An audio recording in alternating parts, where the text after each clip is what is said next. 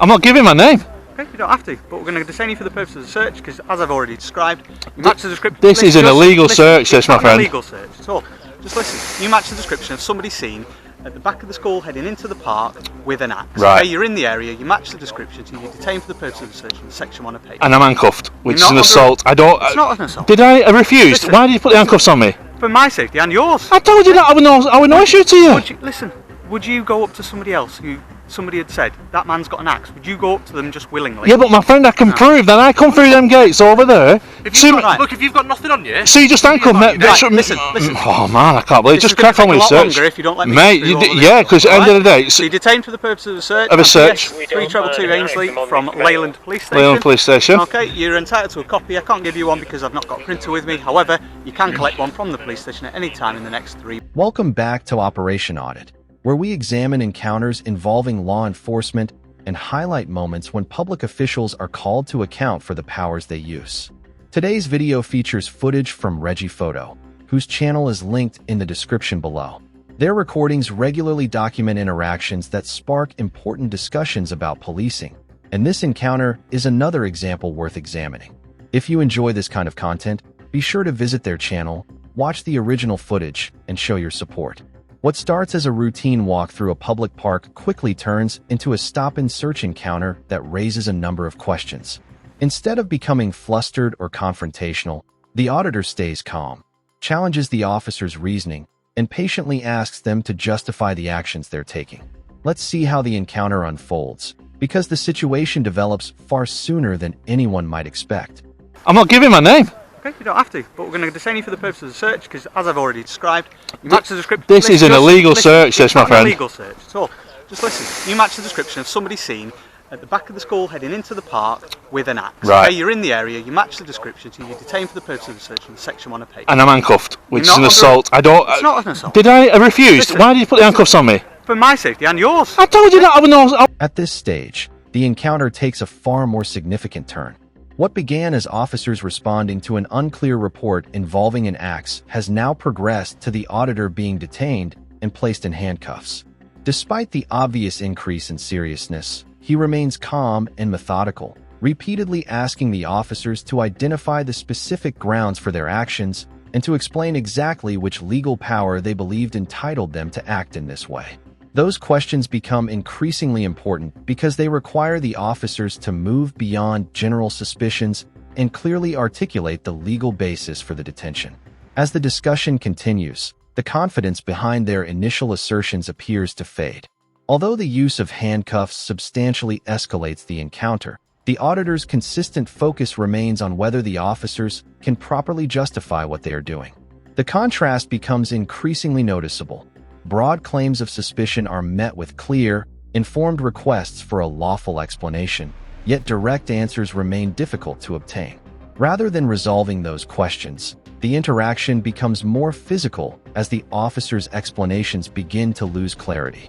Asking an officer to identify the legal grounds for a detention is a fundamental part of understanding the authority being exercised, and when that justification cannot be explained clearly, defending the decision becomes considerably more difficult. Throughout the encounter, the auditor maintains a composed and informed approach, demonstrating how staying calm and focused can shape the course of an interaction even as tensions continue to rise. What do you think? Would you have challenged the decision to apply handcuffs immediately, or waited until the situation had settled? And as you watch this unfold, which part of the encounter raised the biggest concern for you? Oh, no issue to you. Listen. Would you go up to somebody else who somebody had said, that man's got an axe, would you go up to them just willingly? Yeah, but my friend, I can prove that I come through them gates over there. Look, if you've got nothing on you... So you just handcuffed me. Listen. Oh man, I can't believe it. Just crack on with the search. If you don't let me Mate, yeah, because at the end of the day... So you're detained for the purpose of the search. Of a search. 322 Ainsley from Leyland Police Station. Leyland Police Station. Okay, you're entitled to a copy. I can't give you one because I've not got a printer with me. However, you can collect one from the police station at any time in the next 3 weeks. That stage of the encounter reveals a great deal about the direction it had taken. The officers continued to insist that the auditor match the description they had received, stood by their decision to use handcuffs, and described the search as a routine part of dealing with the incident.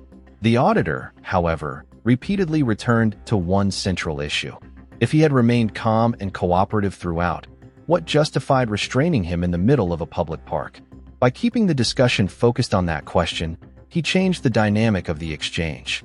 Rather than arguing over information he had no way of confirming, he concentrated on whether the level of force being used was actually warranted.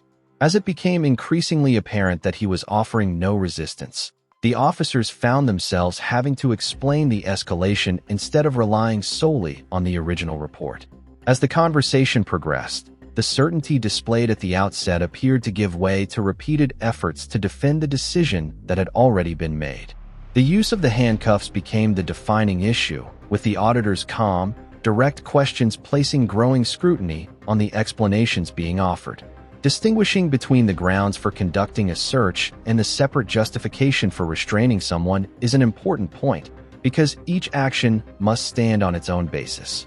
By remaining composed and asking focused questions, the auditor made it far more difficult for the interaction to be explained away as nothing more than standard procedure. What would your first concern have been in that situation? Challenging the search itself, or asking why the handcuffs were considered necessary? And after watching this exchange, which part of the officer's reasoning do you find the least convincing? Can I collect it here from Charlie? Yeah. I'm not happy with being. These handcuffs are digging into my skin. Can you just my line, put some gloves on and carry out search?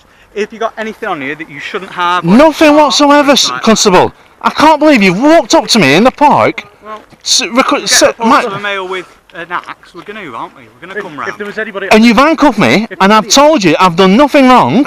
Listen, mate. If there was anybody else matching the same description, we'd be searching them as well. We're not just singling you out because we want to. It's because you're matching the description. So someone else that looked like. I'm going to do a freedom of information request so you're saying blue tracksuit pants and a black jacket. Black hoodie. White male, black hoodie. With a black balaclava. Your height.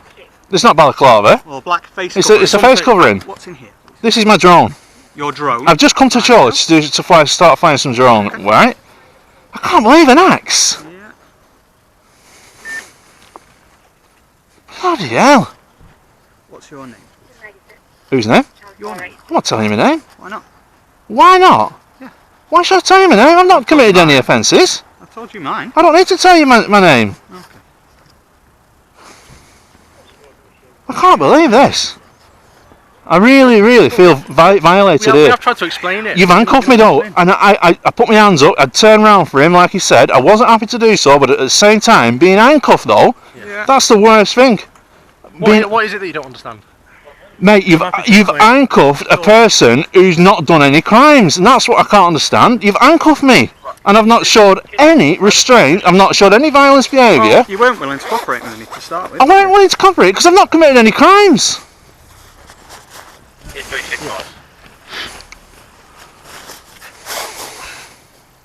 a bit chilly today. It is, and that's why I've got my hood up. What's that?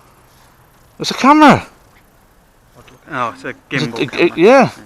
I've come to Charlie to do some filming and photography. What have you been filming and photographing? I've just been to Adlington, filming in Adlington. Yeah, what? Chimneys. Chimneys? Why chimneys? It's an odd thing What's... to say. Mate, don't get offensive. I'm getting Aren't you offensive. saying I'm odd now? I'm not saying you're Can you odd, pull I'm not that? saying Can you it pull was that a- down off my face, please? Because What I down? can't do that. Thank you. There you go. Seeing as you've handcuffed me, Not yet, he doesn't want to I'm not giving detail. I'm not committing any crimes. He's using section 1 of PACE. Someone matches my description for an axe. And you allowing this, Sergeant? He's also a sergeant, so yeah. Is he? No, I'm inspector. Inspector's here, so. And that's the right decision. And you're happy with this? The encounter reaches another key moment once the search is completed. Despite finding nothing that raised any further concern, the officers continued to keep the auditor in handcuffs, redirected the discussion towards questions about a drone license, and appeared to carry on as though the outcome of the search had changed very little. Throughout this stage, the auditor remained calm and methodical, continuing to ask for clear explanations for each decision being made while drawing attention to the sequence of events as they unfolded. The issue was no longer simply whether there had been grounds for the initial stop, but whether the officers could still justify what they were doing after the search had produced no evidence of concern. That distinction became increasingly significant. Once the search revealed nothing, every additional minute spent in restraints attracted greater scrutiny. With no sign of resistance and nothing discovered during the search to reinforce the original concerns, The officers increasingly found themselves having to explain why the detention and the use of handcuffs were continuing, rather than relying on the reasons that had led to the stop in the first place. The encounter illustrates how the completion of a search and the continued use of restraints can become separate questions, each requiring its own justification. By remaining composed, asking precise questions, and requesting an explanation for every further step, the auditor ensured that each action was open to examination rather than being accepted as routine. Looking back over the exchange, do you think the more significant issue arose at the moment the stop began, or only after the search failed to uncover anything? And in your view, at what stage should the handcuffs have been removed? Hello, sir. I've just been told I can come around to get a copy of a search. 490 of today's date. Hang on, sorry, 490. 490 is the log number, Okay. and it's got today's date on it. Right, what is it you after from it then? Because we don't give out, when you say you have to... Well, they can't print them anymore at the side, can they? Usually they used to be able to print a copy of the search with a Has an officer stopped you then and spoken to you? Yeah, he searched me, handcuffed me, detained me, Okay. and he said I can go around now for a copy of the search. So I don't know, I'm not sure, I'll have a chat. What's your name, please? Oh, I want to remain anonymous, you know. Fair enough. Let me have a look at the log, because we don't print off stop and search forms or receipts here, but I'll try and find out who's dealt with it. Alright, thank you very much, sir. Second now. Thank you.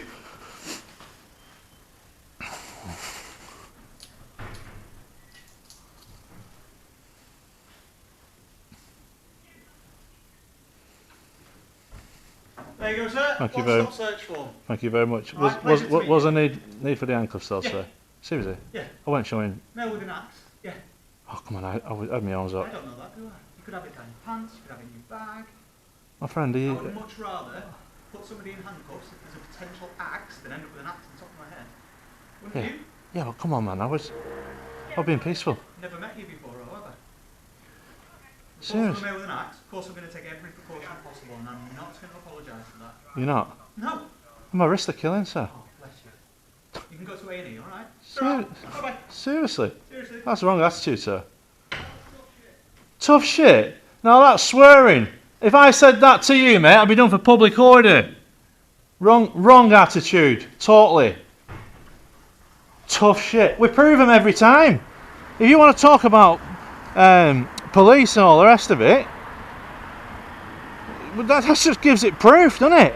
What followed showed that scrutiny doesn't necessarily end once the detention itself has concluded. The auditor returned to obtain a copy of the stop-in search record, remained polite throughout the interaction, and even asked for his personal information to be kept anonymous. However, a casual, dismissive comment about the use of handcuffs quickly changed the tone of the conversation, bringing the officer's attitude and the lingering tensions from the encounter back into focus. Rather than revisiting the original reasons for the stop, the auditor concentrated on how the situation had been handled, why the restraints had been used, and the way he had been treated throughout the process. That shift in emphasis proved important. By this stage, the officer's account had been committed to the written record, and the dismissive response did little to reinforce the professionalism of the interaction. Instead, it became another part of the encounter preserved on camera alongside the official paperwork. Moments like these often leave a stronger impression than lengthy explanations, because a single offhand remark can reveal far more about an interaction than carefully chosen words. By requesting the documentation, recording the exchange, and remaining measured from beginning to end, the auditor ensured there was a clear record of both the formal procedures that were followed and the conduct displayed during the encounter. What would you have done in the same situation? Would you have returned to collect the stop-in search record, or decided it was best to leave it there? And did the officer's attitude at the end change your overall view of what had taken place? Share your thoughts in the comments below. If you enjoyed this analysis, remember to like the video, subscribe to the channel, and join us for more in-depth examinations of public encounters that deserve careful attention and public scrutiny.